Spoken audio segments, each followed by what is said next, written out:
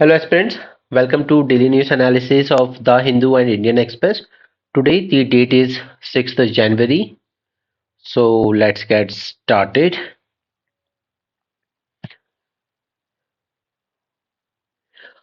Alright, front pages with regard to this Red Sea.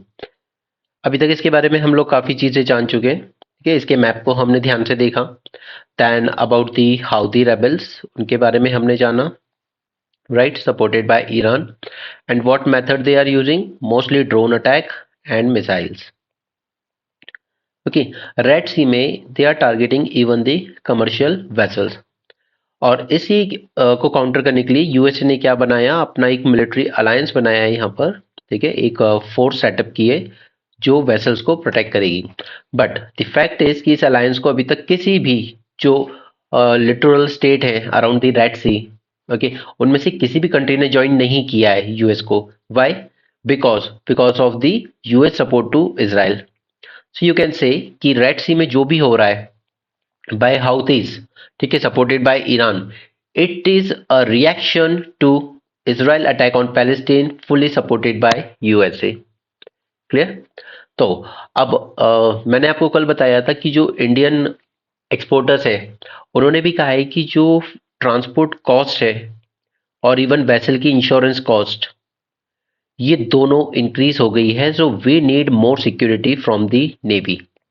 Right, तो उसी के आगे न्यूज है, नेवी थॉटेड the hijacking attempt in the Arabian C.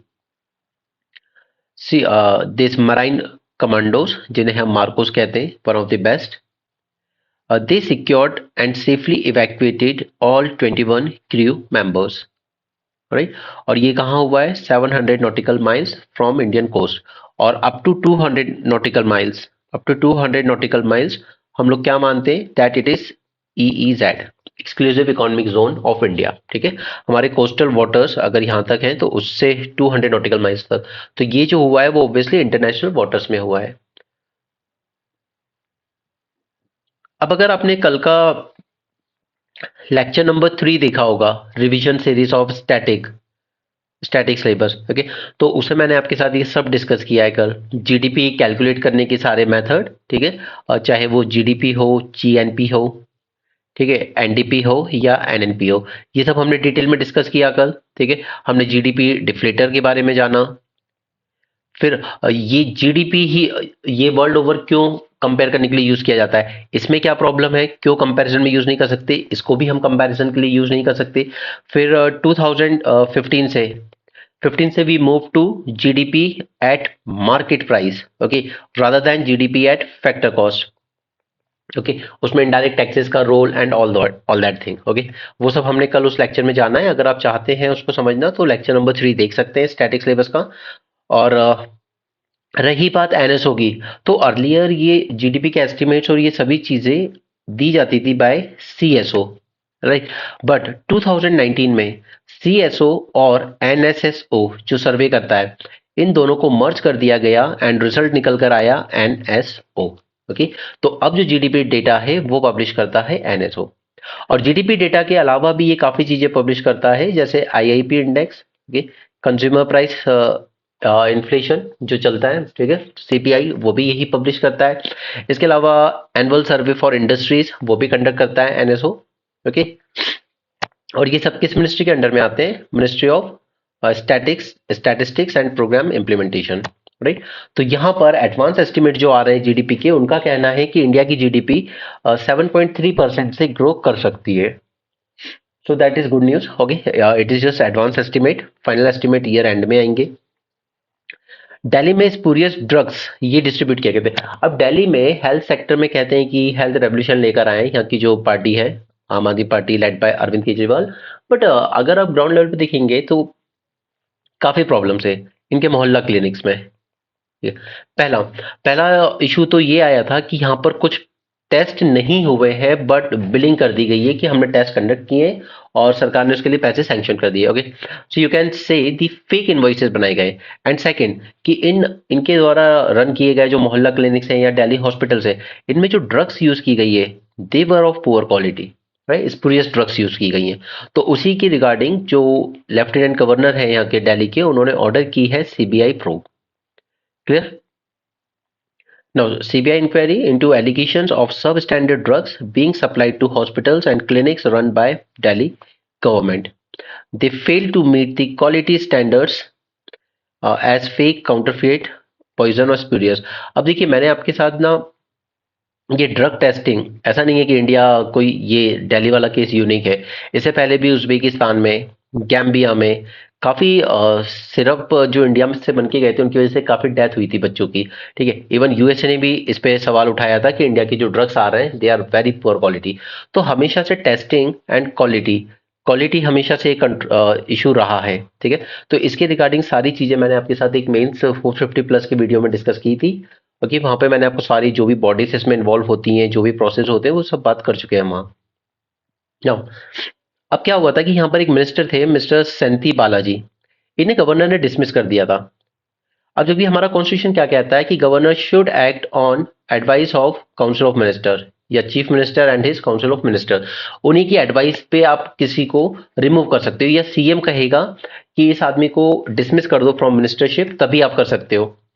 But यहाँ पे चीफ मिनिस्टर ने नहीं कहा था, उसके बाद भी जो गवर्नर थे उन्होंने डिसमिस कर दिया था कैबिनेट मिनिस्टर को। ऑलराइट, तो ये कहीं ना कहीं सीधे सीधे कॉन्स्टिट्यूशन का वायलेशन था, क्योंकि ऐसी कोई डिस्क्रिशनरी पावर गवर्नर के पास नहीं है। अब उस टाइम कुछ कोचिंग के मटेरियल्स में आपको ऐसी चीजें मिल जाएंगी जिसमें लिख दिया है कि governor has this power to dismiss the minister. No, it doesn't have. तब जब तक कि सीएम खुद रेकमेंड ना करे तब तक गवर्नर डिसमिस नहीं कर सकता। Government is bound to act on the advice. ठीक है, but at the same time court ने सीएम को यह भी कहा कि आप किसी आदमी को मिनिस्टर बनाए नहीं रख सकते विदाउट ए पोर्टफोलियो। ठीक है, कि उसके पास कोई पोर्टफोलियो नहीं है, उसके पास कोई भी रिस्पॉन्सिबिलिटी नहीं है, बस आपने उसको मिनिस्टर का डेजिग्नेशन दे रखा है, तो वो भी अलाउ नहीं है। Supreme court on Friday said Madras High Court did right to restrain itself and pass the ball to Chief Minister M.K. Stalin to take a call about continuance of Senthi Balaji as a minister without portfolio। ठीक है, अभी उन्होंने chief minister पे ये छोड़ दिया है, but कहीं ना कहीं ये थोड़ा सा गलत है। A minister without portfolio is a constitutional travesty. Right? This.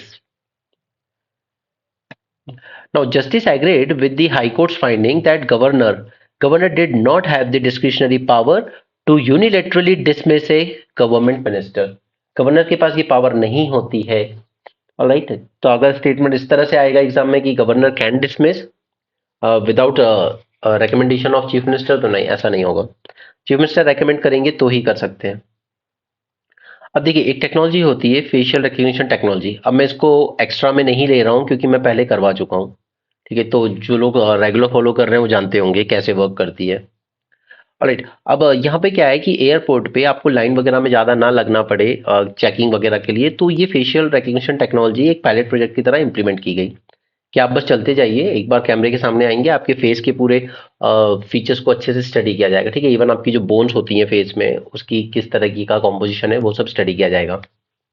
Okay, यानी कि आपको फेस ही आपका रिकग्निशन कंफर्म करेगा। तो इसको करने के लिए गवर्नमेंट ने लॉन्च की थी डिजी यात्रा। बट अगेन लोगों की प्राइवेसी का इशू आता है, तो गवर्नमेंट ने इसको कहा कि देखिए ये वॉलंटरी है, आप चाहो तो लाइन में लग जाओ और अपना उससे करा लो नॉर्मली, या फिर आप इसको यूज कर सकते हो। आपको सिर्फ अपना ओके देना होगा जब ये ऐप इंस्टॉल करने के बाद आपसे कंसेंट मांगेगी। ठीक है, फेशियल बायोमेट्रिक्स यूज किए जाते हैं। बट यहाँ पे एग्जैक्टली हो क्या रहा है कि आपके राइट इन्फ्रिंज किए जा रहे हैं, क्योंकि इतने छोटे अक्षरों में लिखा है आपको वो मांगने के लिए, और लोग जल्दबाजी में यस कर देते हैं और उस पे वो रजिस्टर हो जाते हैं। ठीक है, जबकि वो चाहते नहीं है। Now this is clear infringement of their privacy eight airport largely through Digi Yatra initiative aggressively promoted by Union government. The app which allows for digital processing of passengers, promoting paperless and seamless movement through airports were rolled out entirely voluntary program in December 22। Voluntary basis पे roll out किया गया था, जिसको accept है वो करे, नहीं करना है ना करे। But now what is happening, see experience of this one person कि यहाँ पर वो एंटर किया, he entered the passenger building through electronic gates equipped with cameras that scan their boarding passes and faces. However, he soon realized that passengers in his line were also being requested to look into the camera following which CSIF personnel would click a button on the screen to give consent on their behalf. Okay, the security personnel is giving the consent on passengers behalf for one time sign up of Digi Yatra, right? अब now screen के bottom में tiny fonts में छोटे छोटे अक्षरों में लिखा होता है whether you want to enroll for Digi Yatra. Okay, now it is impossible to read the text and camera interface takes up the entire screen. Right, तो ये जो वॉलेंट्री बनाया गया था उसको मैंडेटरीली यूज किया जा रहा है. So this is clear violation of rights of privacy. यहाँ पे न्यूज इंपॉर्टेंट नहीं है बट ऑर्गन ट्रांसप्लांट से रिलेटेड कुछ नॉर्म्स हैं जो मैं आपके साथ पहले डिस्कस कर चुका हूँ प्रीलिम्स एक्स्ट्रा में. वहां से देख लीजिएगा या आपने अगर देखा होगा तो, या फिर मैं प्रीलिम्स की जो रिवीजन सीरीज चल रही है उसमें मैं आपको ये सब चीजें दोबारा कराऊंगा. ओके, अभी 5 लेक्चर हुए हैं प्रीलिम्स रिवीजन सीरीज के, बाकी और भी आएंगे. We will complete all the current affairs in 100 lectures along with static जो रिवीजन चल रहा है वो भी उसी में इंक्लूडेड है. तो आप में से जिनने अभी तक साइन नहीं किया है, रजिस्टर नहीं किया है, कर लीजिएगा timely. Okay, now here is about NGT.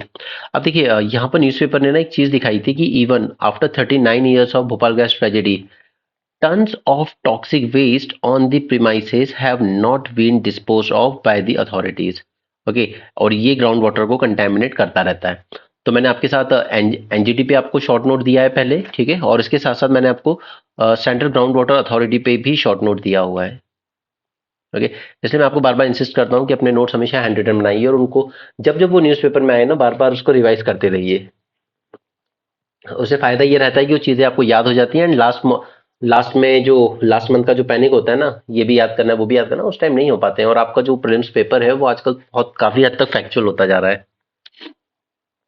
Okay, वो पहले दोनों पे क्वेश्चन पूछ चुका है आपको, वो एनजीटी पे भी क्वेश्चन पूछ चुका है और वो उस पे भी पूछ चुका है सेंट्रल ग्राउंड वाटर अथॉरिटी पे.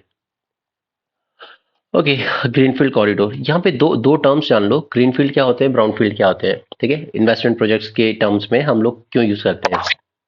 देखिए, जैसे एक नई जगह पे जाकर एक पूरा एयरपोर्ट स्क्रैच से बनाया जाए, ठीक है, कोई प्राइवेट कंपनी आती है, वो लैंड एक्वायर करती है और एयरपोर्ट बनाना शुरू करती है, तो उसे हम कहते हैं ग्रीनफील्ड प्रोजेक्ट, ठीक है. अब सपोज कीजिए कहीं स्मॉल टाउन में ऑलरेडी एयरपोर्ट था, ठीक है, वहां पे एक स्ट्रिप थी या 2 एयर स्ट्रिप थी, चलो ठीक है. फिर कोई एक प्राइवेट कंपनी, मान लो ये गवर्नमेंट के अंडर में था अभी तक एयरपोर्ट, फिर कोई प्राइवेट कंपनी आती है सपोज जीएमआर, वो उसको परचेज कर लेती है. ओके, तो वो एयरपोर्ट ऑलरेडी था, जीएमआर ने सिर्फ इन्वेस्ट किया, पैसा दिया और इसको परचेज कर लिया, ठीक है. और फिर इसमें 2 स्ट्रिप और लगा दी, चलो 4 एयर स्ट्रिप हो गई, तो इसे हम कहेंगे brownfield investment. Okay, that is not from scratch. Okay, expand कर रहे हैं वो बस उसको बनी बनाई चीज को परचेज करके. आई एम सॉरी यार, ये सर्दी जुकाम ठीक होने का नाम नहीं ले रहा. एनीवे, ठीक. मैंने पहले आपको सीबीआई के बारे में ना काफी डिटेल में पूरा पढ़ाया है, क्या होता है इसका जनरल कंसेंट, स्पेसिफिक कंसेंट. तो एक और बार देख लेते हैं. देखिए, जब सीबीआई किसी स्टेट में एंटर करती है, किसी भी स्टेट में, सपोज महाराष्ट्र में गई, ठीक है, तो वहां पर उसको सीबीआई जैसे एंटर करेगी तो उसके पास वो पुलिस पावर आ जाए वहां की, ठीक है. क्यों? क्योंकि देखिए पुलिस है स्टेट लिस्ट का सब्जेक्ट. स्टेट लिस्ट में आता है 7th शेड्यूल में, हमारे पास 3 लिस्ट है, उसमें स्टेट लिस्ट में आता है पुलिस एंट्री नंबर 2 में, ठीक है. तो पुलिस पावर जो है वो एक स्टेट की टेरिटरी में स्टेट सब्जेक्ट है. जब सीबीआई एंटर करती है तो उसको ये पुलिस की पावर्स मिल जाए इसके लिए स्टेट गवर्नमेंट उसको देती है जनरल कंसेंट. जनरल कंसेंट यानी कि वो कोई भी केस इन्वेस्टिगेट कर सकती है, यहां पर उसको बार बार छोटी छोटी चीजों के लिए बार बार परमिशन नहीं मांगनी पड़ेगी. क्लियर? और ये जो एक्ट है जिससे पूरी पावर ड्राइव करता है सीबीआई, सीबीआई अपनी पावर कहां से ड्राइव कर रहा है, दिल्ली पुलिस स्टैब्लिशमेंट एक्ट 1946 में, ठीक है. सीबीआई का अपना कोई अलग से एक्ट नहीं है, वो दिल्ली पुलिस स्टैब्लिशमेंट एक्ट 1946 से ही अपनी पावर्स ड्राइव करता है. क्लियर? तो उसी में एक सेक्शन 6 होता है, ठीक है. सेक्शन 6 होता है जो उसको ये पावर देता है कि वो दूसरे स्टेट में जाकर इन्वेस्टिगेट कर सकती है, ठीक है. सीबीआई वैसे अगर इसका फाउंडेशन देखेंगे हम, ठीक है, इसके पूरे फाउंडेशन, तो ये एंट्री 80 से ड्राइव करता है जो कि यूनियन लिस्ट में आता है, ठीक है. ये इसको ये पावर देता है कि ये जो एंट्री 80 है ये एक तरह से पावर देती है सेंटर को कि एक स्टेट की पुलिस को दूसरे स्टेट में जाकर भी इन्वेस्टिगेशन करने का राइट दिया जा सकता है। क्लियर? तो अब अगर ये सोचिए कि जनरल कंसेंट अगर विड्रॉ कर ले स्टेट गवर्नमेंट कि हम नहीं दे रहे आपको जनरल कंसेंट, तो फिर क्या सीबीआई इन्वेस्टिगेट कर पाएगा? नहीं कर पाएगा। और यही हुआ था वेस्ट बंगाल में, जहां पे सीबीआई वाले एंटर हुए, ठीक है, उनको जनरल कंसेंट मना कर दिया वहां की गवर्नमेंट ने, यानी कि उनके पास अब वो पुलिस पावर नहीं रह गई, और वेस्ट बंगाल की जो पुलिस थी उसने सीबीआई वालों को ही अरेस्ट कर लिया था। ओके, ये केस हुआ था। तब ऐसे ही कुछ कर्नाटका में हुआ है कि यहाँ पर ये डीके शिव कुमार, ये जनरली ये वहाँ के डिप्टी सीएम है। ओके, तो इनके अगेंस्ट एक केस चल रहा है। तो पहले तो स्टेट गवर्नमेंट ने जनरल कंसेंट मतलब दे ही रखा था ऑर्डर, लेकिन अब उसको विड्रॉ कर लिया है। तो कोर्ट एग्जामिन कर रहा है power of the state to withdraw consent for investigation granted under the section, that is section 6 of DPSC act, and whether the FIR registered prior to the withdrawal of consent would sustain और not. तो ये दो issues जो है ये court examine कर रहा है। ओके, क्या जनरल कंसेंट हटाया जा सकता है, पहली बात। और दूसरा कि जनरल कंसेंट हटाने से पहले ही अगर कोई केस रजिस्टर किया गया जब कंसेंट था सीबीआई के पास, तो क्या वो केस सस्टेन करेगा या हट जाएगा? ओके, यानी कि कहीं ना कहीं लीगैलिटी का क्वेश्चन आ रहा है। तो ये कोर्ट जैसे भी एग्जामिन करेगा, जो भी रिजल्ट निकल के आएगा वो हम देख लेंगे। यहाँ पे एक पैलियोलिथिक साइट है अतीरम पक्कम, ठीक है, ये कहाँ आती है? आज का मैड्रास, यानी कि सॉरी, आज का चेन्नई यानी कि मैड्रास के पास। ऑलराइट। अब कर्नाटका में उन लोगों ने क्या किया है, मिड डे मील खाने में इंट्रोड्यूस किया है मिलेट्स। ये क्यों? बच्चों के न्यूट्रिशन के लिए।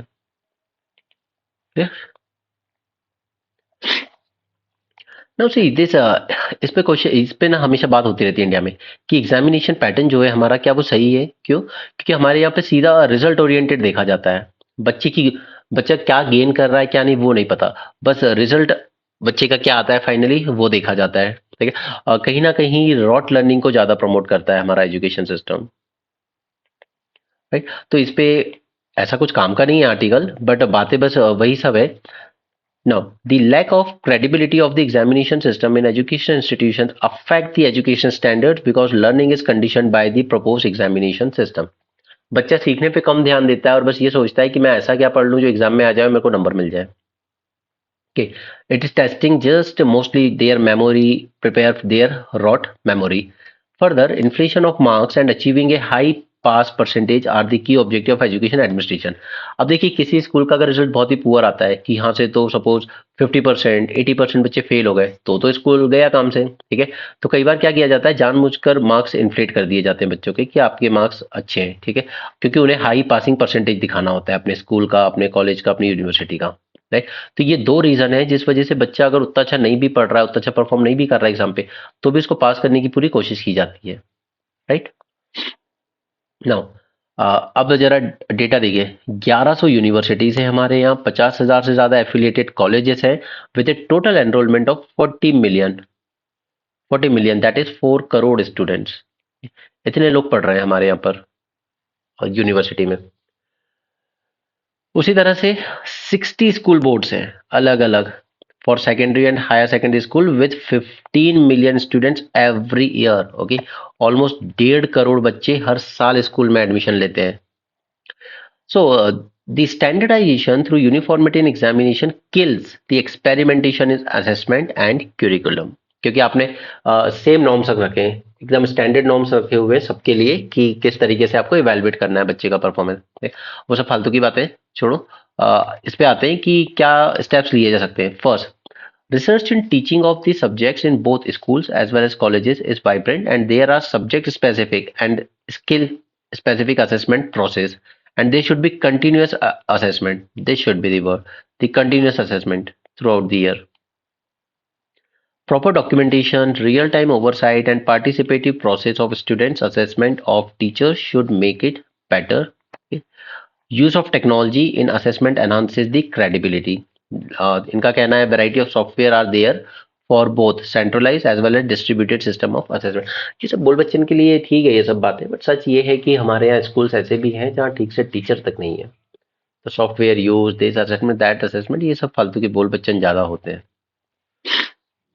एनीवे, चलिए मैं आपके साथ ना ये टॉपिक मेंस में भी लेने वाला हूँ, एंटी माइक्रोबियल रेजिस्टेंस। इस पे आपको एक सेपरेट वीडियो मिलेगा मेंस 450 प्लस में, क्योंकि ये सिर्फ इंडिया के लिए ही नहीं, ये ग्लोबल लेवल पर भी बहुत बड़ा इशू बनता जा रहा है।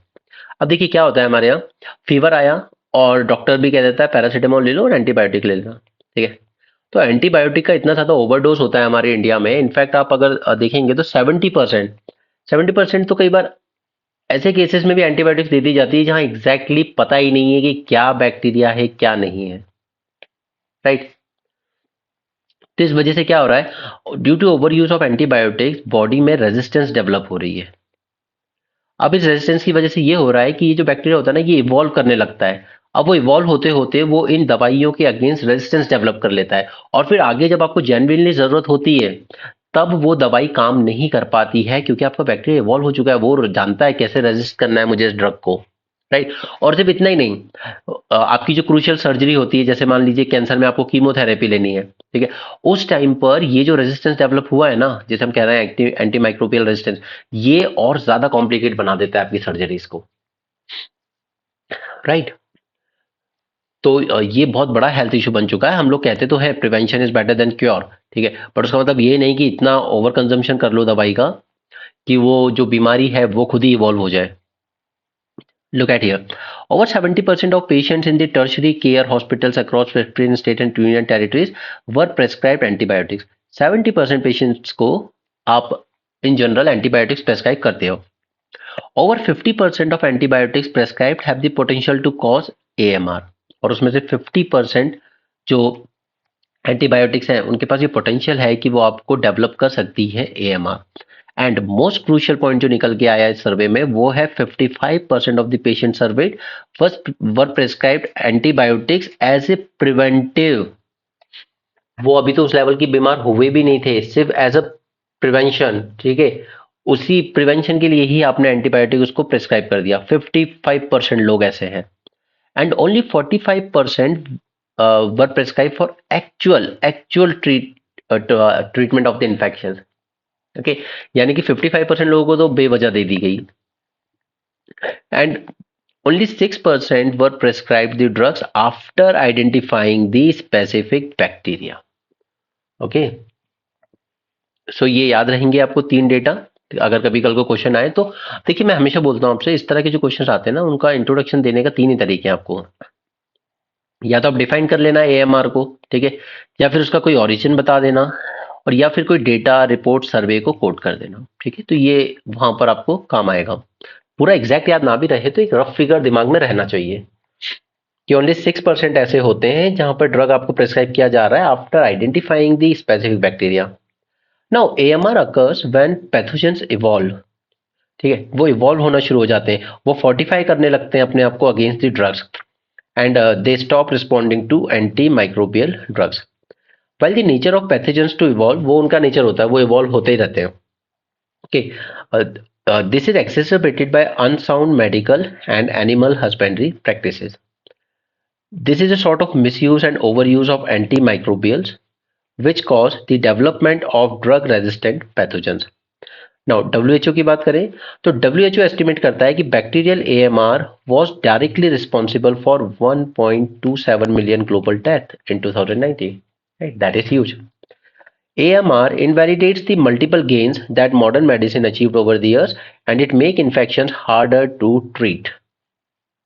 ठीक है, और ये और ज्यादा कॉम्प्लिकेट कर देता है सिचुएशन को in case of any surgery या सिजेरियन सेक्शन या कैंसर कीमोथेरेपी, इसको और ज्यादा रिस्की बना देता है। सो ये रेड फ्लैग्स हैं AMR के अगेंस्ट, और काफी टाइम से रेज किए जा रहे हैं। Calling for rational prescription of antibiotics and curbs on the use of drugs to promote growth in animals and plant, ठीक है। एनिमल्स में थोड़ा मिल्क वगैरह ज्यादा प्रोड्यूस करना है तो वो बस उनको दिए जाते हैं इस तरह की दवाइयाँ, राइट। तो उसका मिसयूज भी रोकना जरूरी है, क्योंकि अल्टीमेटली वो चीज उनके मिल्क में जाएगी, मिल्क से ह्यूमन बॉडी में आएगी, right. Now an antibiotic research and development pipeline crisis are there. We need to develop new drug candidates and more equitable access to them. Patients too are impatient with the medical process and expecting immediate relief to ailment. कुछ तो हल्का सा भी अगर fever जैसा लगता है तो लोग एंटीबायोटिक्स ले लेते हैं पैरासीटामोल के साथ, ठीक है। थोड़ा सा पेशेंट जो लोग हैं उनमें भी इम्पेशेंट रहता है कि जल्दी ठीक होना है।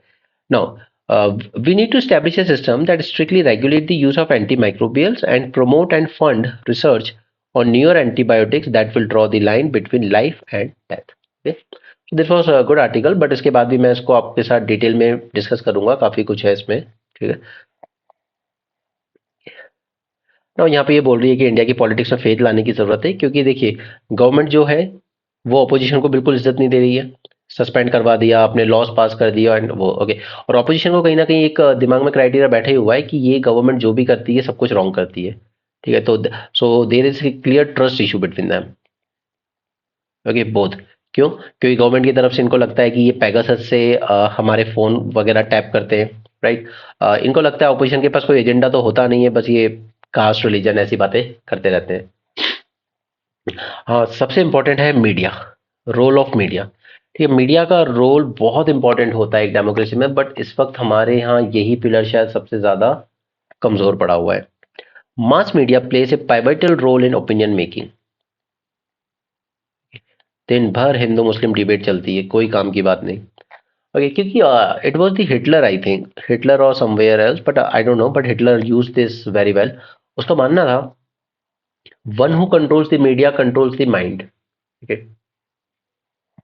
तो आज लोगों की लाइफ में जाए इतनी प्रॉब्लम, पर वो मीडिया में दिन भर चलता रहता है एक ही पर्सन, तो दिमाग में वही चलता है कि ये नहीं तो कौन, ये नहीं तो कौन, right. So mass media plays a pivotal role in opinion making, but instead of informing, आपका काम है इन्फॉर्मेशन पहुंचाना, but instead of informing the electorate the media often contributes to polarisation. अब जैसे कल एक न्यूज 18 के एंकर है अमीश देवगन, उनका एक शो था, उसपे वो कह रहे थे कि देखिए अगर आप मंदिर जा रहे हैं ना तो आपको अस्पताल जाने की जरूरत ही नहीं पड़ेगी, क्योंकि वो राम मंदिर पे शो कर रहे थे, ठीक है आप शो कीजिए, बट जो लॉजिक दे रहे थे ना कि आप अगर मंदिर जाते हैं तो आपको अस्पताल जाने की जरूरत ही नहीं पड़ेगी, कोई लॉजिक दे रहा होगा कि अस्पताल बनाने चाहिए, तो उनका लॉजिक भी कुछ ऐसे ही आया, राइट। तो वो तो आप ओपिनियन बना रहे हो सामने वाले ही जनता का, क्योंकि पब्लिक इंटरेस्ट की बातें नहीं करती है मीडिया ज्यादा। बट इसराइल से एग्जाम्पल दीजिए, देखिए इसराइल में भी डेमोक्रेसी, वहां भी इश्यूज के कोई फेवर में होगा कोई अगेंस्ट हुआ, लेकिन वहां पर लार्ज स्केल प्रोटेस्ट हुए थे जब गवर्नमेंट ने कोशिश की थी to undermine the judicial independence. क्यों? क्योंकि वहां पर वो एक कानून लेके आए थे कि प्राइम मिनिस्टर अपॉइंट करेंगे जुडिशरी के जजेस को, ठीक है। तो फिर ये उन्हीं के अपॉइंट किए हुए जजेस क्या उनके अगेंस्ट कभी कोई केस खोल पाएंगे? उनके अगेंस्ट, प्राइम मिनिस्टर के अगेंस्ट करप्शन के एलिगेशन थे, तो ये एक बिल ले आए पार्लियामेंट में कि जुडिशरी में जजेस हम अपॉइंट करेंगे। तो अगर आप अपॉइंट करोगे तो फिर आपके अगेंस्ट इन्वेस्टिगेट कर पाएंगे, कभी वो कभी जजमेंट दे पाएंगे आपके, ठीक है। तो उसके यहाँ पूरे इसराइल में प्रोटेस्ट हुए थे इसके अगेंस्ट। सो वो दिखाता है कि how much citizen should be aware in a democracy. एक डेमोक्रेसी कितनी अच्छी होगी कितनी बुरी होगी ये पूरी तरीके से डिपेंड करता है सिर्फ दो चीजें पे, कि एक तो उसके सिटीजन अवेयर कितने ज्यादा है, और दूसरा उसके सिटीजन असर्टिव कितने हैं। ऐसा नहीं कि आपकी चुनी हुई सरकार पैसे से गिरा दी जा रही है और आप खामोश बैठे हो कि चलो ये तो चलता रहता है, पार्टी गिरती बनती रहती है, ठीक है। वो अगर साफ साफ दिख रहा है कि ये पैसे दे के एमएलए खरीदे गए हैं सरकार गिराने के लिए, तो वो पैसे कल जनता से ही वसूल किए जाएंगे, बेवजह फाइन लगाए जाएंगे, सरचार्ज बढ़ाए जाएंगे, इलेक्ट्रिसिटी पे टैक्सेस बढ़ाए जाएंगे, पर वो पैसा आप ही से रिकवर होगा, ठीक है। तो इंडिया में जनता एक तो असर्टिव बिल्कुल नहीं है, और जो थोड़ी बहुत अवेयरनेस रखती थी वो भी धीरे धीरे नीचे जा रही है thanks to the media propaganda. Okay, आगे चलते हैं। Supreme court issue notice over plea seeking norms on seizure of devices. अब कुछ टाइम पहले मैंने आपको बताया था जब ये न्यूज क्लिक के पास रेड पड़ी थी कि ईडी या कोई भी इन्वेस्टिगेटिव एजेंसी जब आपके पर्सनल फोन्स वगैरह को सीज करती है, तो इसके लिए कोई प्रॉपर गाइडलाइंस नहीं है कि आप किस तरीके से आप कितनी इन्फॉर्मेशन एक्सेस कर सकते हो। ऑब्वियसली फोन में उसकी पर्सनल इन्फॉर्मेशन भी होंगी, काफी कुछ सबकी होती है अपनी पर्सनल लाइफ, ठीक है। तो आप सिर्फ वो इन्फॉर्मेशन एक्सट्रैक्ट कीजिए जो आपके उस केस से रिलेटेड है, आप उसकी पर्सनल इन्फॉर्मेशन नहीं यूज कर सकते, okay.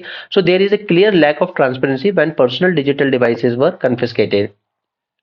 The lack of transparency and formal procedure when personal digital devices of journalists are seized. There is no procedure of law was followed and no documents were given. Okay, so यहाँ पे कुछ लोग सीख कर रहे थे कि court should give a guidelines on seizure of personal digital and electronic devices while devices were already pending in the court. तो यहाँ पे कोर्ट ने कहा भी था सेंटर को कि आप जरा कुछ गाइडलाइंस बनाइए, तो कोर्ट ने सेंटर ने कहा था हम एक हफ्ते में बनाते हैं, बट ऐसा कुछ हुआ नहीं. It ordered the center to adhere to the directives of CBI manual to protect the integrity of personal data stored in electronic devices seized during the raids. यहाँ पर हमारे होम मिनिस्टर कह रहे हैं that police should get training on new criminal laws. तो obvious ही बात है, वो तो जरूरत है ही कि सेक्शन नंबर सब बदल गए. Now there is need to train police officials for the successful implementation of 3 criminal laws. Okay, इनकी अभी तक कोई डेट नोटिफाई नहीं की गई है. The date of implementation of 3 legislation is yet to be announced. Right. We need for linking of database and adopting artificial intelligence driven analytical approach for tackling emerging security challenges.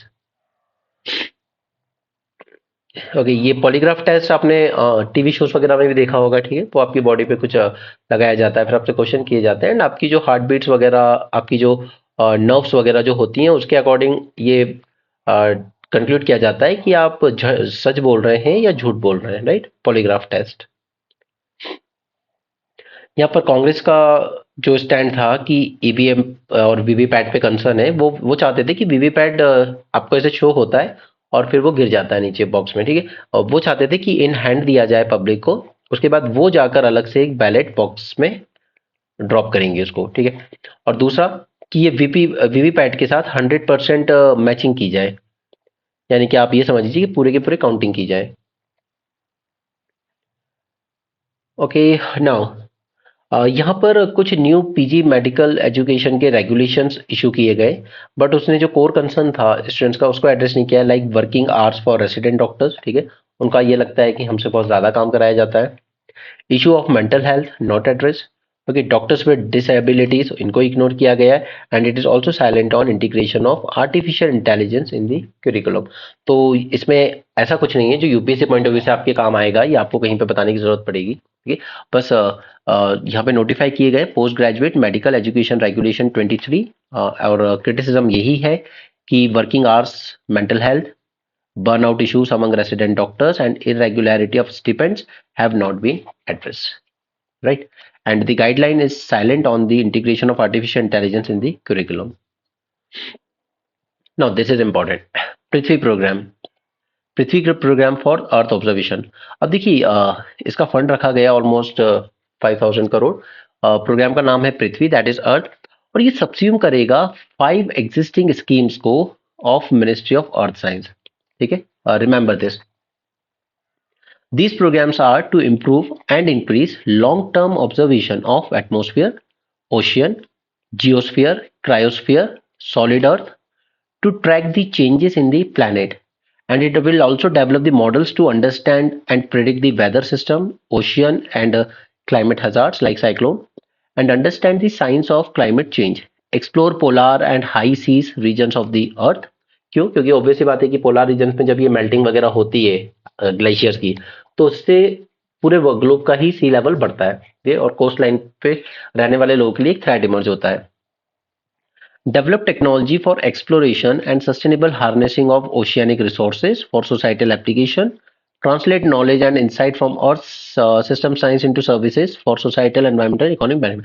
तो ये सारे गोल हैं इसके, इस पृथ्वी प्रोग्राम के. All these our goal कि पृथ्वी programme क्या करेगा. ठीक है, तो बस एक नजर डाल लेना, अगर कभी ऐसे आ जाता है 3-4 पॉइंट्स में कि इसका क्या एम है, तो उसमें कभी कुछ ऐसा उटपटांग डाल दे तो समझ जाना कि वो नहीं है. The major component of ministry is deep ocean mission. Deep ocean mission आपको पता है, एक मैन सबमरीन भेजी जाएगी till 6,000 metre on the ocean floor. Okay, इसके अंडर में 10 इंस्टीट्यूट्स आते हैं, जिसमें से आईएमडी तो आप सबको पता ही है, बाकी सब देखने की जरूरत नहीं है आपको. और यहाँ पे मॉरिशस के लिए जॉइंटली डेवलप की जा रही है small satellite, not important for us. अब देखिए यहाँ पर एक विडो को प्रेगनेंसी टर्मिनेट करना अलाउ कर दिया गया है, वो भी 29 वीक्स के बाद, जबकि हमने पढ़ा था. ठीक है, जब मैंने आपको टर्मिनेशन एक्ट पढ़ाया था, ओके, प्रीलिम्स में दोबारा रिवाइज कराऊंगा ऑब्वियसली, तब मैंने उसके साथ आपको बताया था कि 24 वीक्स के बियॉन्ड सिर्फ इमरजेंसी केस में कोई ऐसी प्रॉब्लम आने वाली हो तभी. तो यहाँ पर ऐसी ही प्रॉब्लम थी कि she was a window and husband की डेथ के बाद से ही इस लेडी में सुसाइडल टेंडेंसीज देखने को मिल रही थी. ठीक है, तो ऐसे में ऑब्वियस सी बात है कि बच्चे का भविष्य जो है वो उतना सेफ नहीं था.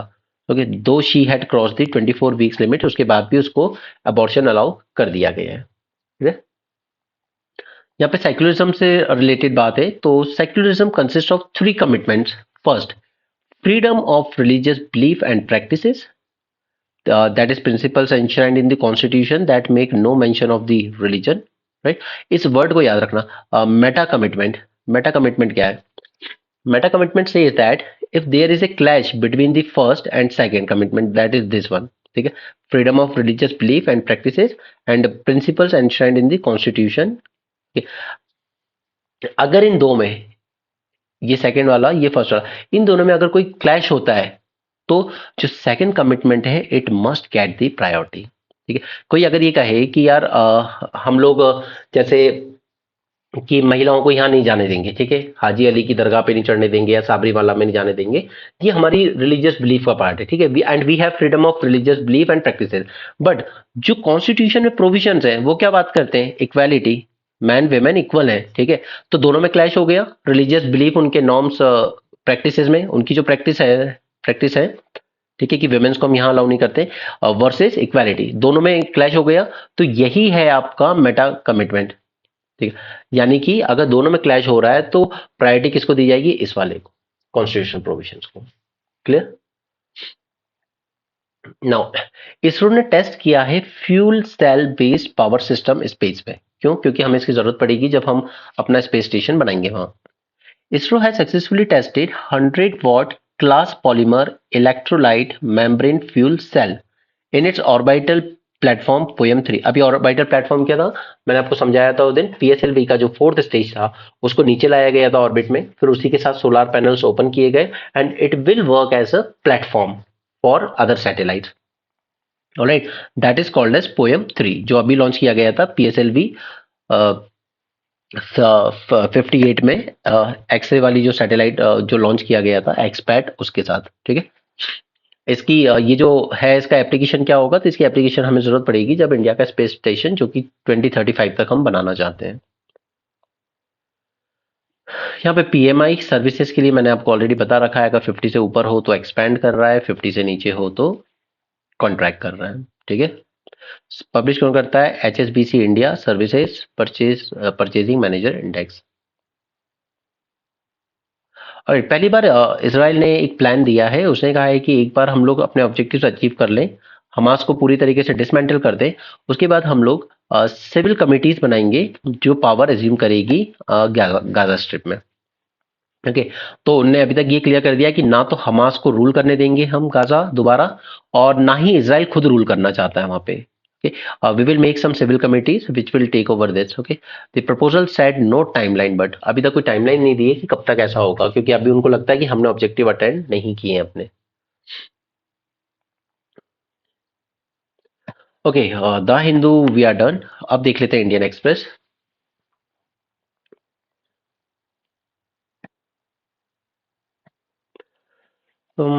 चलिए चलिए, ओके. हाँ, यहाँ पे ना ये बहुत अच्छे वर्ड्स बोले इन्होंने जर्नलिज्म के लिए.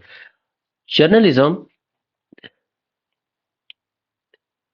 Journalism is civilization's mirror and investigative journalism is its x-ray. तो ये इस तरह की जो वर्ड्स होते हैं ना, इनको थोड़ा सा देख लिया करो, ये आपके आंसर को अच्छा बनाते हैं. ठीक, just read this. Journalism is the fourth pillar of any democracy. As a journalist, the reporter's sacrosanct duty is loyalty towards citizens. Loyalty towards citizenry. They serve as an independent monitors of power, reporting information for public good and safety, addressing any problems or lacuna in the public system for its effective functioning and immediate redressal. In the fearless pursuit of their duties to uncover the truth and report such facts to the masses through media, these brave journalists do face various hurdles like pressure from influential parties, groups, or government agencies. Journalists require the protection of courts, especially constitutional courts, to enable them to publish news without fear of harmful consequences, and all courts must be more vigilant and proactive while safeguarding the interests of such courageous humans. तो ये कुछ ऐसे lines हैं जो आप use कर सकते हो कहीं पे अगर जरूरत पड़े तो. चलिए आगे बढ़ते हैं.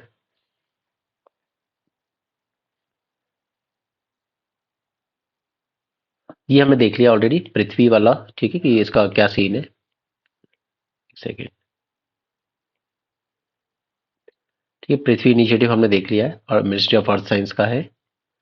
यहाँ पे होम मिनिस्टर ने कहा है AI driven analytical approach use करना चाहिए नए चैलेंजेस को यूज करने के लिए। Then ISRO testing the fuel cell to potentially power space mission, वो भी ठीक है, देख लिया था हिंदू में। ओके, अब देखिए यहाँ पे ये सब ये इन लोगों ने बांग्लादेश के इलेक्शन है इस वीक, उससे रिलेटेड लिखा है, वो हमारे काम का नहीं है। हमारे काम का जो है कि बांग्लादेश का रोल क्या है पूरे रीजन में। पहले थोड़ा बांग्लादेश के बारे में जान लेते हैं। दो पार्टीज है, ठीक है, एक आवामी लीग है लेड बाय शेख हसीना, ठीक है, ये उन्हीं की बेटी है जो शेख मुजीबुर रहमान थे ना, जिन्होंने इंडिपेंडेंस की वॉर लड़ी थी उनके लिए। ओके, और दूसरी है यहाँ पर एक BNP, this is led by Khaleda Zia, और ये मानी जाती है थोड़ी रेडिकल टाइप की पार्टी। ठीक है, इस्लामिस्ट फंडामेंटल्स को ज़्यादा जगह देती है, थोड़ा एंटी इंडिया स्टांस रखती है, और इंडिया की भी जो नॉर्थ ईस्ट में टेररिस्ट ऑर्गेनाइजेशंस है या सेपरेटिस्ट ऑर्गेनाइजेशंस है, उनको सेफ हेवन प्रोवाइड्स करते हैं ये लोग। ओके, और इनके पाकिस्तान के आईएसआई के साथ भी लिंक माने जाते हैं। क्लियर यहाँ तक? ठीक है, जबकि शेख हसीना जो है she is considered very much pro India. Okay, क्यों? ऑब्वियसली बात है, उनके फादर के टाइम इंदिरा गांधी और हमारी जो इंडियन एजेंसीज थी उन्होंने पूरी मदद की थी बांगो सेना बनाने में। ठीक है, तो ये इनका प्रो इंडिया रहा है। एंड सबसे अच्छी बात है कि इन्होंने नॉर्थ ईस्ट में जो हमारी सिक्योरिटी कंसर्न्स थे उनको हमेशा एड्रेस किया है। ठीक है, सिक्योरिटी कंसर्न काफी एड्रेस किया है इन्होंने, जो भी सेफ हेवन्स वगैरह थे उनको डिस्ट्रॉय करने में मदद की है। ठीक है, तो और साथ में ही काफी सारे कनेक्टिविटी प्रोजेक्ट्स भी इनिशिएट कर रहे हैं इंडिया के साथ, ताकि अच्छे से प्रोग्रेस हो सके। और इनके टाइम पर इवन बांग्लादेश की इकोनॉमिक ग्रोथ भी अगर हम देखें तो काफी इंप्रेसिव रही है। ठीक है, इवन जीडीपी के टर्म्स में it has cross the GDP of Pakistan. ठीक, नाउ आप कह सकते हो कि आफ्टर इंडिया हमारा जो रीजन है साउथ एशिया रीजन है, this is the second largest economy. Okay, Bangladesh is the second largest economy, Pakistan से आगे निकल चुकी है। ऑलराइट, तो ये सारी चीजें, but at the same time अब इन पे कुछ एलिगेशंस भी लगते हैं। जैसे क्या हुआ था कि एक टर्म होती है केयर टेकर गवर्नमेंट, यानी कि जब इलेक्शन आने वाले हो तो जो रूलिंग पावर है, अपोजिशन पार्टी और रूलिंग पार्टी दोनों साइड हो जाए, एक केयर टेकर गवर्नमेंट बनाएंगे। ठीक है, जो उस टाइम वो जो 2-4 महीने होते हैं इलेक्शन के तब रूल करेगी, ताकि इलेक्शन फ्री एंड फेयर हो पाए। क्लियर? तो इन्होंने इस तरह का एक्सपेरिमेंट शुरू किया था 1991 में। ठीक है, 96 में जाके इन्होंने एक अमेंडमेंट किया, प्रॉपर 13 कॉन्स्टिट्यूशन अमेंडमेंट, और उससे कहा कि yes there will be a caretaker government during the time of election. ठीक है, अब उसके बाद हुआ क्या कि इन लोगों ने जो केयर टेकर गवर्नमेंट बनाई ना, उसने अपना जो टर्म था जो भी कुछ महीने का, उसको एक्सटेंड कर लिया। ठीक है, और इतना ही नहीं, रूलिंग पार्टी जो अभी साइडलाइन हो गई थी और जो अपोजिशन मेंबर थे उनको अरेस्ट करना शुरू कर दिया। ओके, पॉलिटिकल अरेस्ट शुरू कर दिया उन्होंने। तो यहाँ पे समझ में आया है कि यार ये केयर टेकर गवर्नमेंट तो मिसयूज कर रही है पावर का। ठीक है, तो फिर इन्होंने बाद में 15th अमेंडमेंट किया 2006 के आसपास, और इन्होंने कहा कि नहीं नहीं, ये केयर टेकर वाला प्रोविजन हम लोग ड्रॉप कर रहे हैं, ऐसा कुछ नहीं होगा। ठीक है, अब ये चीज पसंद नहीं आई इनको। तो फिर 2013 में जब इलेक्शंस आए, ठीक है, अगेन आवामी लीग रूल कर रही थी। 2009 के आसपास जब इलेक्शन हुए थे तो आवामी लीग वापस पावर में आ गई थी। ठीक है, तो आवामी लीग रूल कर रही थी, तो यहाँ पर जो अपोजिशन पार्टीज थी इन लोगों ने कहा हम इलेक्शन बॉयकॉट करेंगे। ठीक है, नहीं लड़ना। तो तब से यूएसए और यूके इनको थोड़ा सा एक एम्यूनिशन मिल गया कि यहाँ तो बिना अपोजिशन के इलेक्शन जीत लिए गए, तो हम इनको फ्री एंड फेयर नहीं मानते। ओके, तो तब से लेके आज तक यूके, यूएसए और कुछ वेस्टर्न कंट्रीज का यही स्टैंड है कि बांग्लादेश में democracy is under threat. Okay, क्योंकि उनका कहना है कि नहीं, वो केयर टेकर गवर्नमेंट वाला कंसेप्ट वापस लाओ, और शेख हसीना की गवर्नमेंट वो सब लाने के मूड में नहीं है। बस उसने ये कोशिश की है, सॉरी यार, और उन्होंने ये कोशिश की है कि हम जो इलेक्शन कमीशन वगैरह है, कोर्ट है, इनको स्ट्रांग और इंडिपेंडेंट बनाए रखें। क्लियर? और यूएसए और यूके का एटीट्यूड समझने के लिए आपको थोड़ा 1971 वॉर में वापस जाना पड़ेगा, क्योंकि यहाँ पर जब पाकिस्तान सारे एट्रोसाइड्स कमिट कर रहा था, उसके बाद भी यूके और यूएसए किसकी साइड में थे? पाकिस्तान की साइड। राइट, जबकि बांग्लादेश में जो movement led by Sheikh Mujibur Rahman, उसको सपोर्ट कर रहा था India, and supported by USSR. तो तब से ही यूएस यूके के साथ बांग्लादेश जब यहाँ पे लिबरेट हो भी गया, अलग देश बन भी गया, उसके बाद भी यूके और यूएस के साथ there is a deep mistrust. Okay, Bangladesh में काफी मिसट्रस्ट है इन दोनों के आगे। और ये जो लेडी है इनके तो डिस्ट्रस्ट और ज्यादा ही होगा, क्योंकि इन्हीं के फादर के अगेंस्ट थी ये कंट्रीज, ठीक है, क्लियर ह्यूमन राइट्स वायलेशंस हो रहे थे। उसके बाद भी उसके बाद भी पाकिस्तान के साथ खड़ा था यूएसए यूके, जबकि वो बात क्या करते हैं दोनों, ह्यूमन राइट्स की। और अगर हम आज भी देखें तो डेमोक्रेसी पाकिस्तान में तो और ज्यादा खतरे में है आज डेमोक्रेसी, राइट। पाकिस्तान में डेमोक्रेसी के हाल इस वक्त और ज्यादा बुरे हैं, बट पाकिस्तान पे कमेंट नहीं देते हैं, वो अपनी गन हमेशा रख देते हैं बांग्लादेश की तरफ। ओके, तो ये पूरी स्टोरी है बांग्लादेश की। तो ये आर्टिकल आप पढ़े ना पढ़े, बट क्रक्स यही है। ओके, समझ में आ जाएगा आपको। ना यहाँ पे ये कॉर्बेट पार्क, नेशनल पार्क के केयर टेकर है, तो आपको इनकी बातें जानना जरूरी नहीं है। आप सिर्फ ये जान लीजिए कि कॉर्बेट नेशनल पार्क जो है, okay, it has the highest density of wild tigers in the world.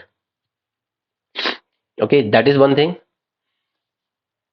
Second is कि यहाँ पर ना एक बी ही फेंसिंग प्रोजेक्ट यूज किया गया। क्यों? इसके आसपास पार्क की बाउंड्री में ये बी हीप वगैरह लगाए जाते हैं बॉर्डर में। क्यों? Because to guard the crops against wild elephants. यहाँ पे उससे क्या होता है कि जो वाइल्ड एलिफेंट्स होते हैं ना, वो फिर बाहर की तरफ नहीं जाते हैं, वो समझ जाते हैं कि यहाँ पे फॉरेस्ट खत्म हो रहा है, ताकि ह्यूमन एनिमल कन्फ्लिक्ट को थोड़ा सा कम किया जा सके। इसके साथ ही इन्होंने एक ब्रांड भी लॉन्च करा यहीं से, कॉर्पे हनी, यानी कॉर्पेट पार्क से में मिलने वाला हनी। ऑलराइट, आगे चलते हैं। Short selling. अब देखिए, पहले तो शॉर्ट सेलिंग क्या होती है? Short selling is the sale of stock which a person does not own at a time of trade but has merely borrowed. ठीक है, तो पहले तो इस डेफिनेशन को याद रखिएगा, शॉर्ट सेलिंग क्या होती है। दूसरा, इसमें चेंजेस किए गए इंस्टीट्यूशन इन्वेस्टर, ठीक है, जैसे कोई कंपनी या एलआईसी है, जैसे institution investor. Institution investors have to disclose the short sale upfront, पहले ही बतानी होगी, जबकि retail investors like you and me, okay, retail investors can disclose that at the end of trading hours. ठीक है, बस ये इतना सा डिफरेंस याद रखिएगा, शॉर्ट सेलिंग की डेफिनेशन एंड उसको डिस्क्लोजिंग के जो नॉर्म्स लागू किए गए।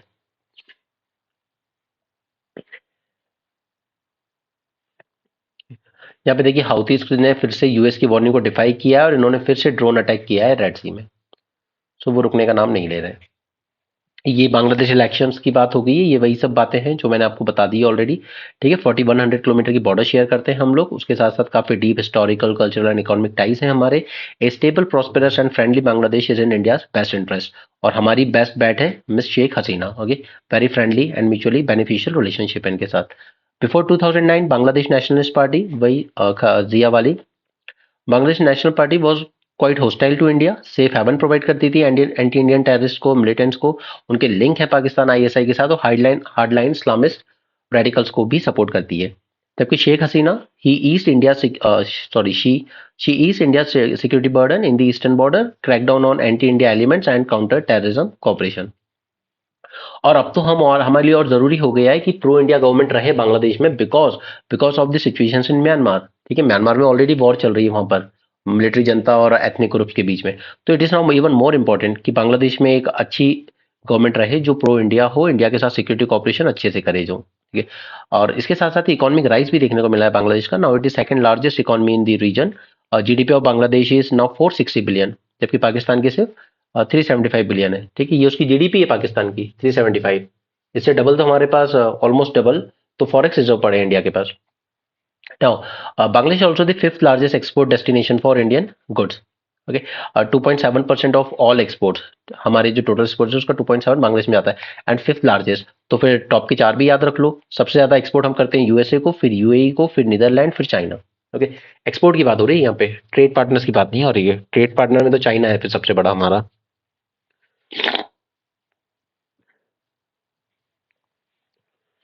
ठीक है, एक्सपोर्ट डेस्टिनेशन की बात करें तो US first, UAE second, Netherlands third, fourth China and fifth is Bangladesh. Right, काफी सारे कनेक्टिविटी प्रोजेक्ट्स भी लॉन्च किए जा रहे हैं, and it is crucial for economic integration.